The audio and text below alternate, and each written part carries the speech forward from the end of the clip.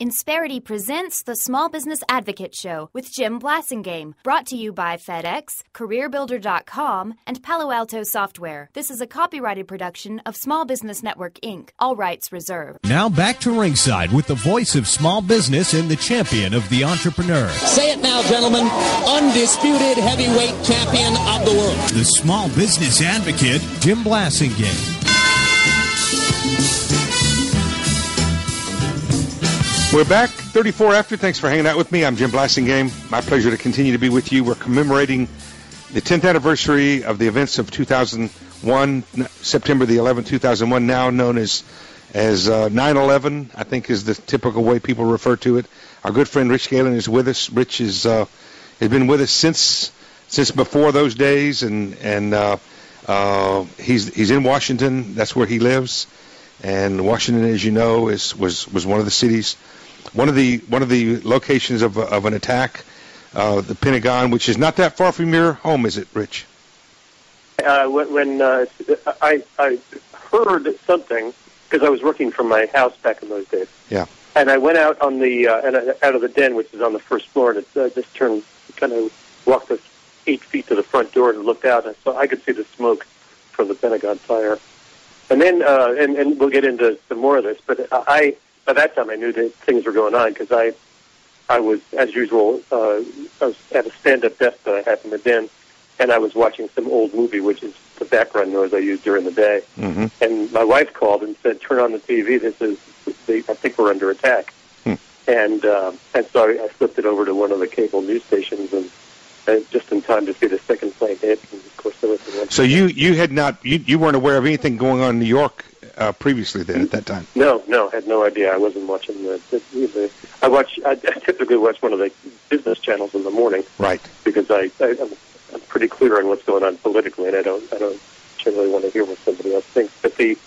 But that day, and then of course the communication. That's the reason you don't read my. That's the reason you don't read my stuff, right? Because you don't want. That's right. I don't want to sway my otherwise brilliant.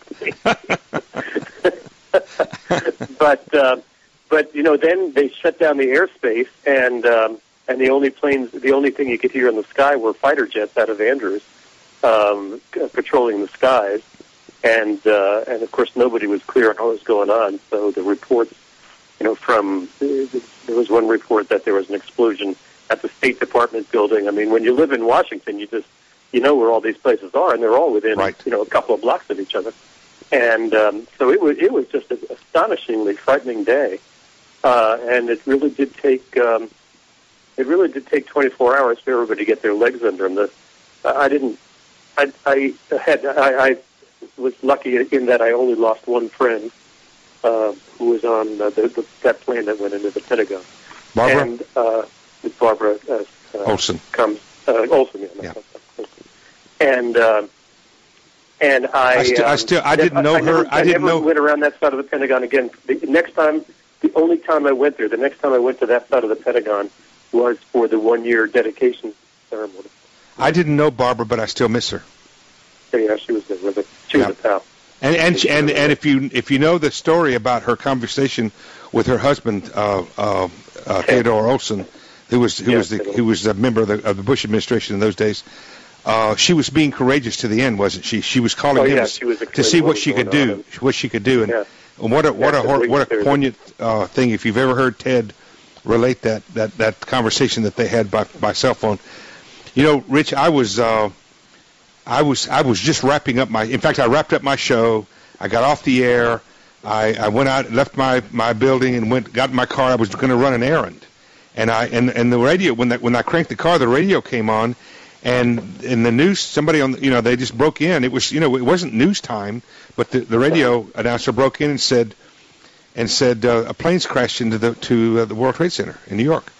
So I turned my car off, went back in my office, turned on the television, sat down, saw that was going on, and just as not long after I sat down, I watched the second plane fly into the second tower. Yeah. And I almost didn't leave the chair that day watching. I was just going to say, and you sat there probably for the next 18 hours. Yeah. Just dumbstruck by what was going on. It's one of those things that everybody feels, really dreadful about it, obviously, and it was a horrible day for everybody. But I was doing a speech in San Francisco a couple of years ago, and we were talking about that. I said, it's like watching me on the East Coast watching an earthquake here. I mean, I feel badly. I want to help. Write a check, do whatever I can. But it's not the same as being in the earthquake when you're looking for friends and you don't know whether your house has survived and you don't know if there's going to be an aftershock. I mean, you don't have the emotional attachment to the event when you're a continent away.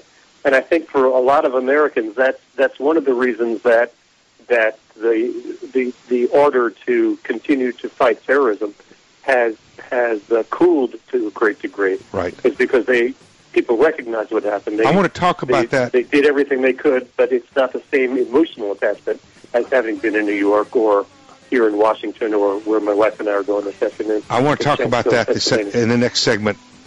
How are we prepared for the next thing? Or, if there is going to be one. 20 till, right back with Rich Galen. Stay with us. I'm Jim Blasingame. Go get yourself some cheap sunglasses.